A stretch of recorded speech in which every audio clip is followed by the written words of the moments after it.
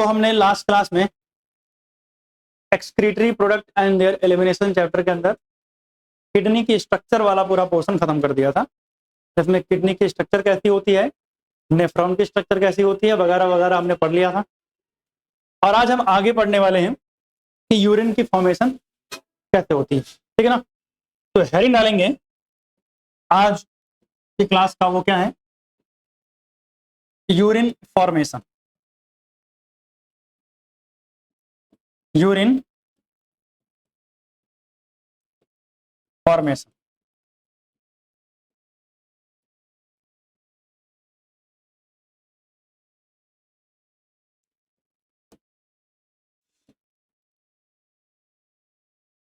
अगर हम urine formation की बात करें तो यूरिन फॉर्मेशन के अंदर टोटल 3 स्टेप्स होते हैं। कितने स्टेप्स?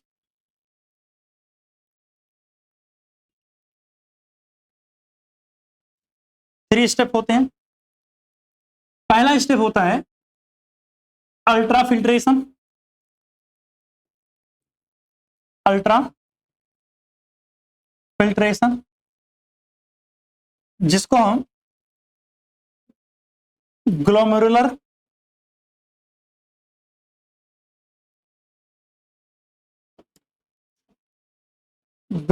फिल्ट्रेशन भी बोलते हैं। क्या बोलते हैं?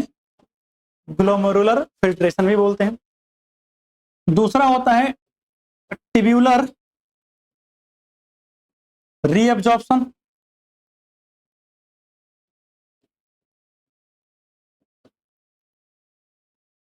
और तीसरा होता है टिब्यूलर सिक्रीशन। क्या होता है? Tubular secretion. तो सबसे पहले जो हम समझने वाले हैं वो क्या है, ग्लोमेरुलर फिल्ट्रेशन को समझने वाले हैं। यानी जो हमारा पहला टॉपिक है वो क्या है, ग्लोमेरुलर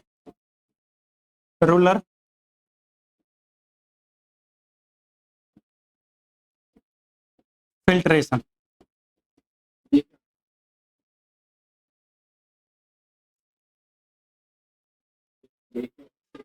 हाँ, अभी समझ जाएगा, थोड़ा सब्र रखो। Glomerular filtration. तो अगर हम ग्लोमेरुलर फिल्ट्रेशन की बात करें तो देखना जानते हैं यहाँ क्या होगा। हमने लास्ट क्लास में एक डायग्राम बिल्कुल एंड में बनाया था, ये वाला। इसमें से कुछ काम की बातें जो सुनो ध्यान से। किडनी के अंदर जो ब्लड एंटर करेगा वो कहां से करेगा, यहां से, अफरेंट आर्ट्रियोल से। सही बात।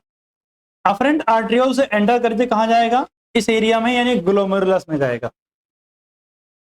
ग्लोमेरुलस से ब्लड फिल्टर होके कहां आएगा, बोमन कैप्सूल के अंदर आएगा। और ग्लोमेरुलस से बोमन कैप्सूल के अंदर ब्लड का फिल्टर होकर के जाना, इसी को ग्लोमेरुलर फिल्ट्रेशन बोलते हैं। क्या बोलते हैं? ग्लोमेरुलर फिल्ट्रेशन बोलते हैं। तो ग्लोमेरुलर फिल्ट्रेशन में एक्चुअली में हो क्या रहा है कि ब्लड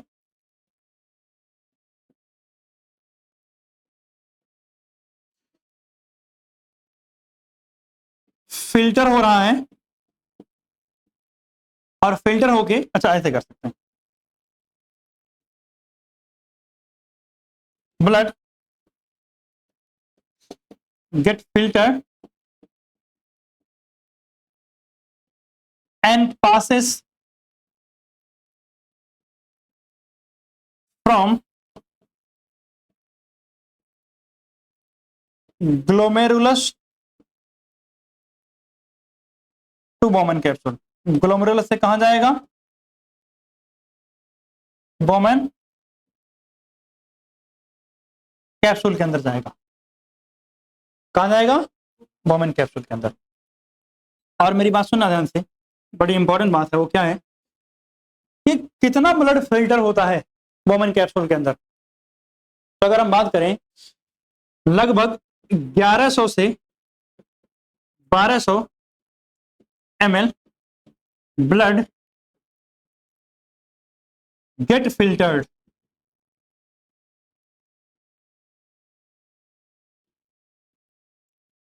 पर मिनट, यानी हर मिनट लगभग 1100 से 1200 ml ब्लड क्या होता है, फिल्टर होता है।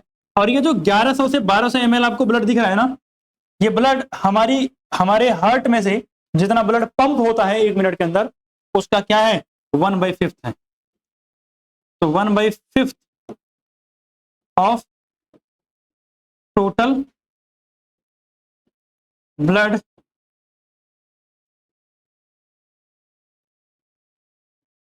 पंप्ड बाय, हाँ, यानी हार्ट जितना ब्लड पंप कर रहा है उसका 1/5 ब्लड 1 मिनट में फिल्टर हो जाता है, 1 मिनट में फिल्टर हो जाता है। और अगर आप फिल्ट्रेशन मेम्ब्रेन की बात करोगे, फिल्ट्रेशन मेम्ब्रेन की, तो मैंने फिल्ट्रेशन मेम्ब्रेन के बारे में लास्ट क्लास में ही बताया था कि ब्लड जब भी फिल्टर होता है तो फिल्टर होने के लिए 3 लेयर को क्रॉस करता है। कितने लेयर को, 3 लेयर को, क्योंकि ब्लड फिल्टर होने के लिए इन 3 लेयर को क्रॉस करके जाता है।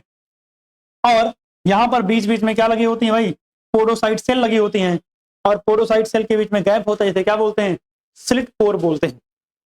उसको क्रॉस करके जाता है तो ब्लड बहुत फाइनली यानी बहुत बढ़िया से फिल्टर होता है। इसी वजह से इसको हम बोलते हैं अल्ट्रा फिल्ट्रेशन। क्या बोलते हैं, अल्ट्रा फिल्ट्रेशन। तो मैं ऐसा कह सकता हूं, क्योंकि पीछे मैंने बता ही दिया था कि फिल्ट्रेशन मेम्ब्रेन में क्या क्या आता है, तो यहां दोबारा हम फिल्ट्रेशन मेम्ब्रेन ना लिखने के बजाय ये कह सकते हैं कि अल्ट्रा फिल्ट्रेशन क्यों बोलते हैं, अल्ट्रा फिल्ट्रेशन। तो ये अल्ट्रा फिल्ट्रेशन इसलिए बोलते हैं क्योंकि blood filtered through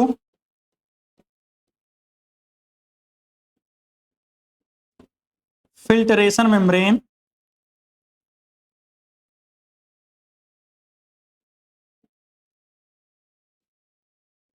so finely, मतलब बहुत बढ़िया से फिल्ट्रेशन होता है। इसी वजह से हम इस प्रोसेस को क्या बोलते हैं, अल्ट्रा फिल्ट्रेशन बोलते हैं। क्या बोलते हैं इसको हम, अल्ट्रा फिल्ट्रेशन बोलते हैं। बाकी मैंने पोडोसाइट क्या होते हैं, स्लिट पोर क्या होते हैं, ये सब मैंने पीछे ही ऑलरेडी बता दिया है। चले रे बात, 1100 से 1200 ml ब्लड फिल्टर होता है, बहुत बढ़िया से फिल्ट्रेशन होता है, बहुत फाइनली, क्योंकि आप सोचो ना 3 लेयर को क्रॉस करके जाना है, तो इसलिए अगर हम बात करें तो फिल्ट्रेशन बहुत फाइनली होता है, इस वजह से उसको क्या बोला जाता है, अल्ट्रा फिल्ट्रेशन।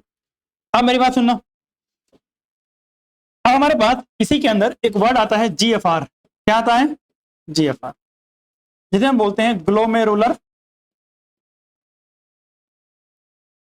फिल्ट्रेशन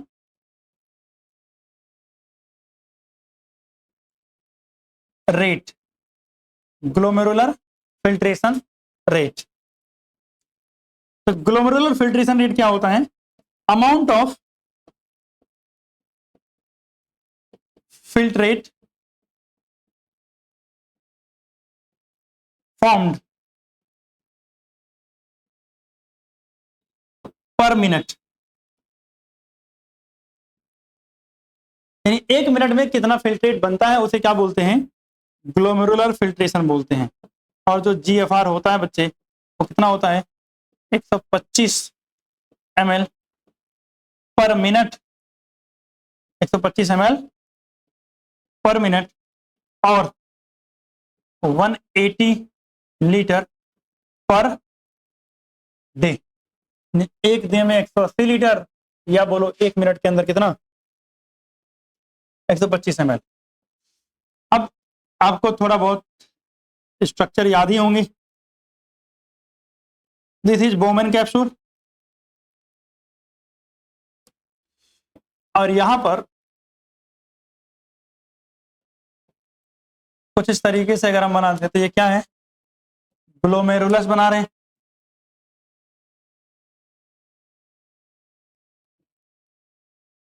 ये क्या है, ग्लोमेरुलस, ठीक है ना। तो सबसे पहले ब्लड यहां से एंटर करेगा, यहां से क्या एंटर करेगा, ब्लड, यहां से ब्लड एग्जिट करेगा, सही बात है। अब मेरी बात सुनना, ये जो एरिया है यहां पर क्या होगा, यही तो है ग्लोमेरुलस ना। तो जो ग्लोमेरुलस है यहां पे, यहां से जो ब्लड है वो फिल्टर होकर कहां चला जाएगा, बोमेन कैप्सूल के अंदर। तो यहां पे जो ब्लड होगा, यहां पे क्या होगा, जो ब्लड होगा वो फिल्टर होके कहां आ जाएगा, यहां।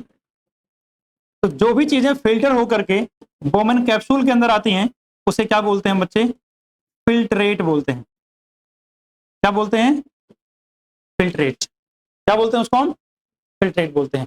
और यही फिल्ट्रेट कितना बनता है, 125 ml बनता है, कितने मिनट में, 1 मिनट में।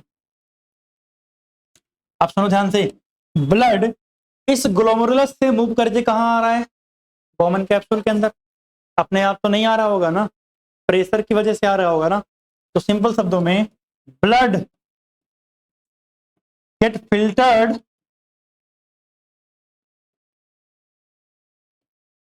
ड्यू टू, किसकी वजह से, पहला कैप्सुलर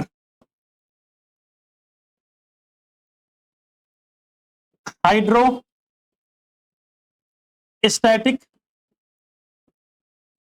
प्रेशर।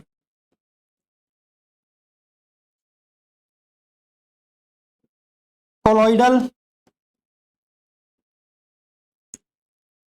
Hydrostatic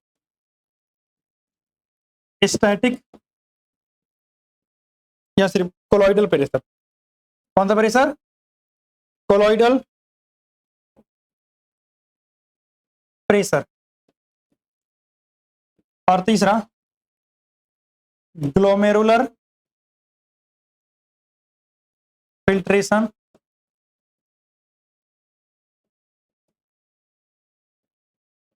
pressure. सुनना मेरी बात ध्यान से। अगर हम बात करें तो जब ये अफरेंट आर्ट्रियोल है, ये कौन है, अफरेंट है।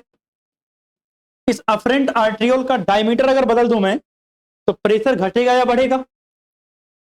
तो मतलब ये तो कैप्सुलर प्रेशर है ना, ये कैप्सुलर प्रेशर क्यों आता है, ड्यू टू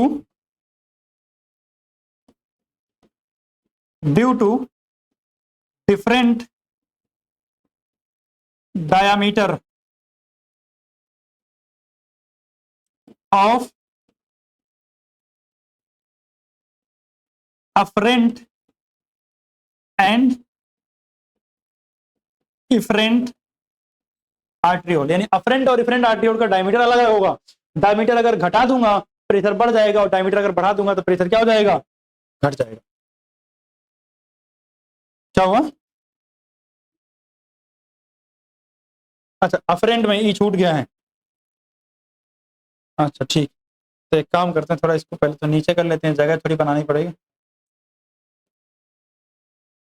अब इसको सही से लिख देते हैं।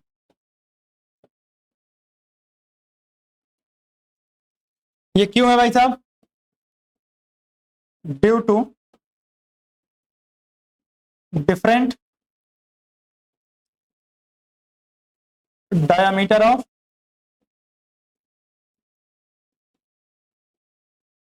Afferent and efferent arteriole. भाई अगर मैं डायमीटर घटा दूंगा तो प्रेशर क्या हो जाएगा, बढ़ जाएगा, और डायमीटर बढ़ा दूंगा तो प्रेशर क्या हो जाएगा, घट जाएगा। वैसे ये 60 से लेकर के 75 mmHg तक होता है, बट हम जितना इस्तेमाल करने वाले हैं वो कितना है, 60 mmHg हम मान के चल रहे हैं। कितना मान के चल रहे हैं, 60 mmHg। कितना mmHg, 60 mmHg। जो कोलॉइडल ऑस्मोटिक प्रेशर है या कोलॉइडल प्रेशर है, ये होता है ड्यू टू प्रोटीन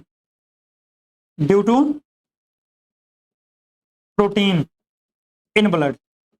जो ब्लड के अंदर प्रोटीन है ना, उसकी वजह से ये प्रेशर होता है। किसकी वजह से होता है, due to protein in blood. अब आपको सोचो, ब्लड के अंदर अगर प्रोटीन है तो प्रोटीन्स ब्लॉक करेंगे ना, भैया फिल्टर होकर कैसे जा रहा है, ओपनिंग के थ्रू। तो आप मुझे बताओ, क्या जो ब्लड के अंदर प्रोटीन वगैरह हैं वो ओपनिंग्स को ब्लॉक कर सकते हैं, और ब्लॉक करेंगे तो भैया फिल्ट्रेशन नहीं होगा। और अगर हम कोलॉइडल ऑस्मोटिक प्रेशर की बात करोगे तो ये कितना वैल्यू होती है इसकी, 32 mmHg। कितनी, 32 mmHg। और इसके बाद तीसरा है जो कि क्या है, ग्लोमेरुलर फिल्ट्रेशन प्रेशर। अब सर ये क्या होता है, आप बताओ, आप ब्लड को फिल्टर करके ले कहां जा रहे हो, ग्लोमेरुलस के अंदर। अगर ग्लोमेरुलस के अंदर पहले से वहां पे फिल्ट्रेट मौजूद होगा तो वो और फिल्ट्रेट आने देगा क्या, नहीं आने देगा, रोकने की कोशिश करेगा। तो भैया ये क्या है, प्रेशर, हाँ, ड्यू टू फिल्ट्रेट बोल सकता हूं, due to filtrate, due to filtrate.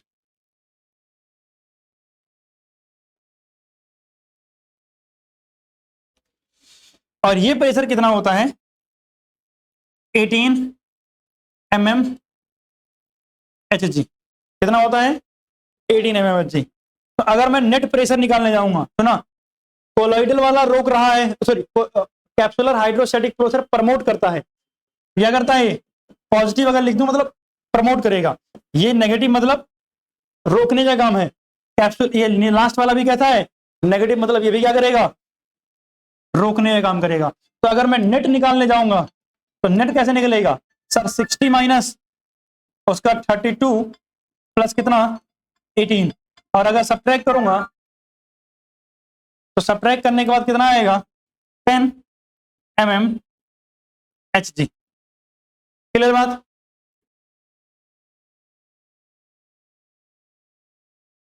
तो मैं कह रहा था कि जो नेट प्रेशर रिस्पॉन्सिबल होगा किसके लिए, फिल्ट्रेशन के लिए, वो कौन प्रेशर होगा भाई साहब, ये 10 mmHg का, 10 mmHg का ये प्रेशर है जो रिस्पॉन्सिबल है किसके लिए, फिल्टर करने के लिए। अच्छा एक और इंपॉर्टेंट बात, जो फिल्ट्रेट होता है ना, इसमें सुना से कंटेन्स ऑल एक्सेप्ट, यानी क्या छोड़ करके, blood cells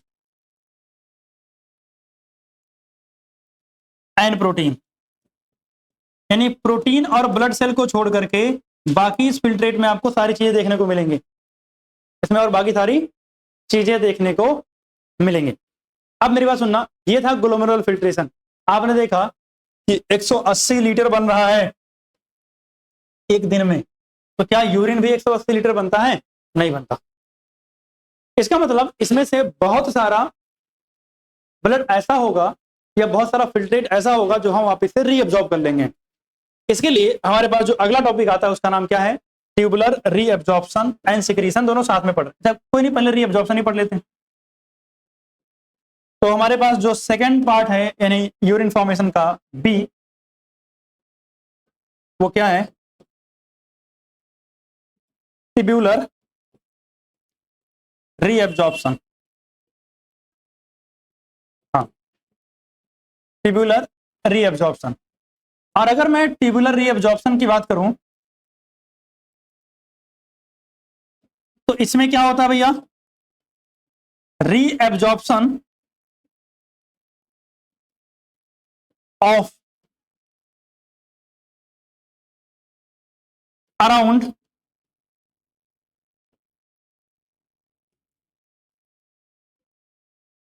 178.5 litre per day filtrate, यानी एक दिन में जो फिल्ट्रेट बनता है उसका 178.5 लीटर लगभग हम क्या कर लेते हैं, रीअब्जॉर्ब कर लेते हैं।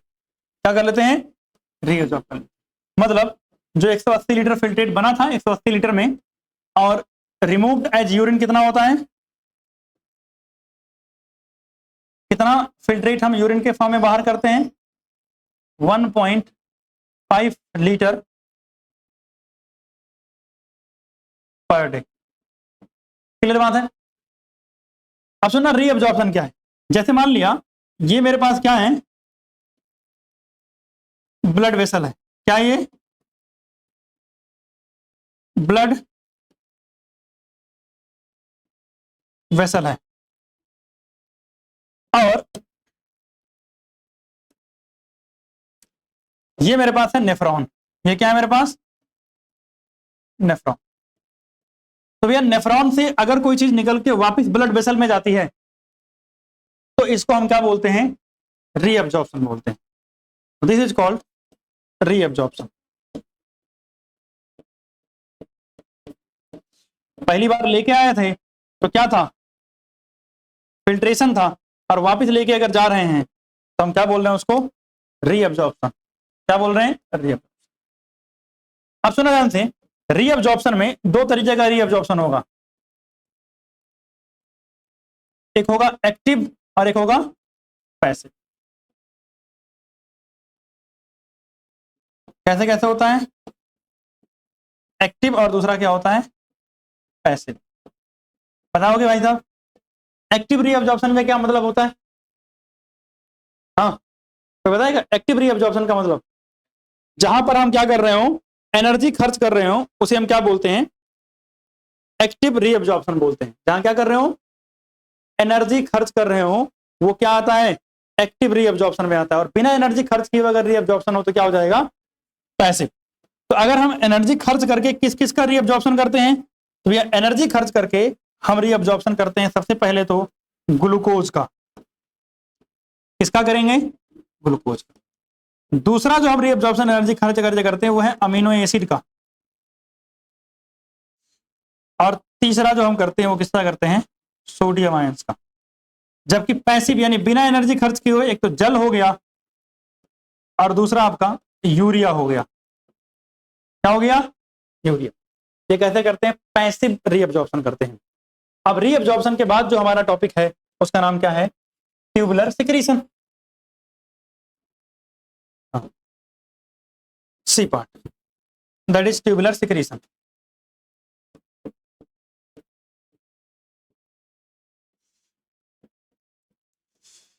अगर मैं ट्यूबुलर सिक्रीशन की बात करूं तो देखो, ये ब्लड वेसल, अच्छा इसको यहीं रहने देते हैं, इसी में बना दो। अगर मैं एरो इधर से कर दूं तो ये क्या हो जाएगा? सिक्रीशन। क्या हो जाएगा? ये सिक्रीशन। तो आप चाहो वहीं ऊपर ही बना लो, तो ये क्या हो जाएगा? सिक्रीशन। मतलब सिंपल शब्दों में, अगर नेफ्रॉन से कोई इसेंशियल चीज, मान लिया फिल्ट्रेट बनाया, फिल्ट्रेट में ग्लूकोज भी आ गया, अमीनो एसिड भी आ गए, सोडियम भी आ गया, तो भैया ये सब चीजें मुझे वापस चाहिए थी ना, तो वापस चाहिए थी, मैंने नेफ्रॉन से निकाल लिया, ब्लड वेसल में भेज दिया, तो क्या हो गया? रीअब्जॉर्प्शन। लेकिन अगर मान लिया कुछ ऐसा था कि भूला भटके, यार एक चीज थी, मान लिया पोटेशियम आयन था, यार मैं भूल गया था देना, तो वापस कहाँ भेज सकता हूँ? किडनी के अंदर यानी नेफ्रॉन के बाद भेज सकता हूँ। या मान लिया मैं भूल गया था, अमोनिया रह गया था ब्लड के अंदर, मुझे वापस देना था, यूरिन के फॉर्म में बाहर करना था, तो अमोनिया को वापस से कहाँ भेज दूंगा? नेफ्रॉन के अंदर भेज सकता हूँ। तो हम बात करें यहाँ पर, तो हम सिक्रीशन किसका किसका करते हैं? सिक्रीशन ऑफ अमोनिया होता है, K+ आयन होता है, एंड H+ आयन का होता है। किसका होता है? H+। और सुनना, ये किसके लिए होता है? For maintaining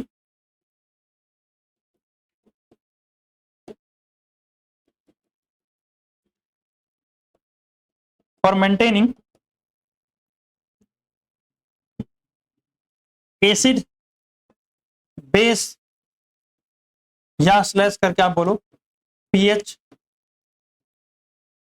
balance. Acid base या स्लैश करके क्या? PH balance.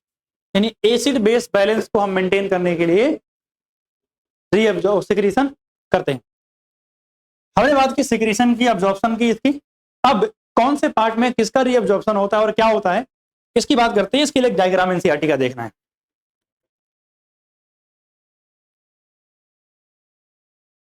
तो ये डायग्राम देखते हैं। अब जो ये सिक्रीशन एंड एब्जॉर्प्शन आपने पढ़ा है, इससे रिलेटेड जो थ्योरीज हैं कि कहां पर कौन सी चीजें रीअब्जॉर्ब होती हैं, सिक्रीट होती हैं, ये हम यहाँ पर कवर अप कर रहे हैं इस डायग्राम के थ्रू।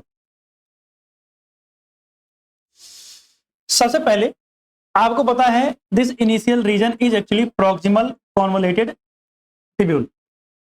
सही बात है। प्रॉक्सिमल कॉन्वोलेटेड ट्यूब्यूल के बारे में आपको क्या क्या पता होना चाहिए? प्रॉक्सिमल कॉन्वोलेटेड ट्यूब्यूल के अंदर क्या मिलती हैं? Lined by brush border, brush border cuboidal epithelium lined by brush bordered cuboidal epithelium।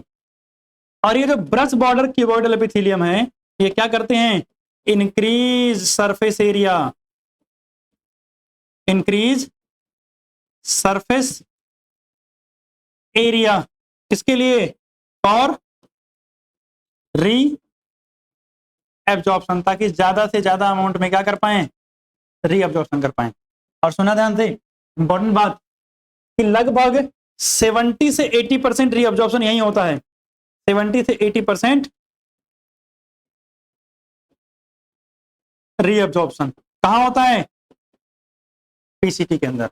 अब 70 से 80% का मतलब क्या हुआ, मैक्सिमम, या इससे ज्यादा कहीं नहीं होता। अब खुद सोचो ना, अगर पूरा यूरिन फॉर्मेशन में 70% यही हो जा रहा है तो इससे ज्यादा कहीं होगा, सही बात है। तो मैक्सिमम री एब्जॉर्प्शन कहां होता है, पीसीटी के अंदर। अब मेरी बात सुनो, अब जैसे एनसीईआरटी में कुछ थ्योरीज के अंदर लिखा रहेगा कि पीसीटी के अंदर carbonate ion, bicarbonate ion, NaCl, nutrient में ग्लूकोज, अमीनो एसिड्स, जल और पोटेशियम, इन सब का री एब्जॉर्प्शन होता है। तो डायग्राम में दिख रहा है री एब्जॉर्प्शन होता है, जो एरो बाहर जाते हुए दिखाई दे रही है मतलब वो री एब्जॉर्प्शन है। तो डायग्राम में बना हुआ है तो यहां लिखने की जरूरत नहीं है थ्योरी में। यहां देखो H+ और अमोनिया का क्या कर रहे हैं हम, सिक्रीशन कर रहे हैं, और ये सिक्रीशन डायग्राम में आपको खुद ही दिख रहा है। तो क्या हमें लिखने की जरूरत है, नहीं जरूरत। आप सुनना, फिर आपको दिखा descending limb of loop of हेलनेस। जो डिसेंडिंग लिम्ब होता है बच्चे, इसमें याद रखना है ये होता है permeable for H2O but not for electrolyte. ये पानी के लिए परमिएबल है लेकिन इलेक्ट्रोलाइट के लिए परमिएबल नहीं होता। परमिएबल का मतलब वाटर का एंट्री एंड एग्जिट अलाउ करेगा लेकिन और किसी भी चीज की एंट्री एग्जिट अलाउ नहीं करेगा। तो इसलिए इस वाले हिस्से के अंदर आपको वाटर री एब्जॉर्ब होते हुए दिखेगा। वाटर क्या दिखेगा, री एब्जॉर्ब होते हुए। अब आप मुझे खुद बताओ, अगर वाटर में निकाल लूंगा तो यूरिन कंसंट्रेट हो जाएगा ना, तो मतलब जैसे जैसे नीचे आएंगे कंसंट्रेशन क्या होती जाएगी, बढ़ती जाएगी। मतलब यहां पे क्या है कि एक और बात कि as moves down urine concentration क्या होगी, बढ़ती जाएगी। यूरिन कंसंट्रेशन क्या हो जाएगी, बढ़ती जाएगी। वेयर एज जब आप दूसरी तरफ जाते हो जहां पर आपको कहां मिला,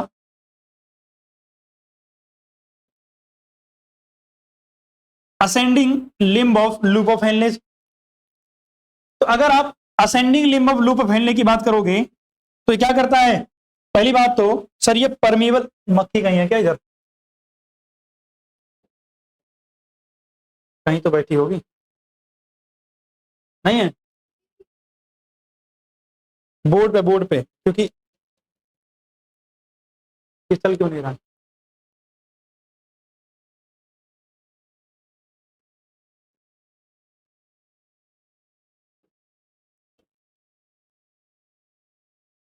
हाँ देखो यहाँ बैठी है ना, वही कर।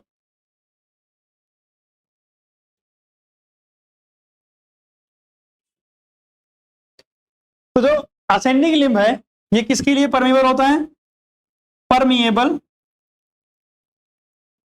For electrolyte, electrolyte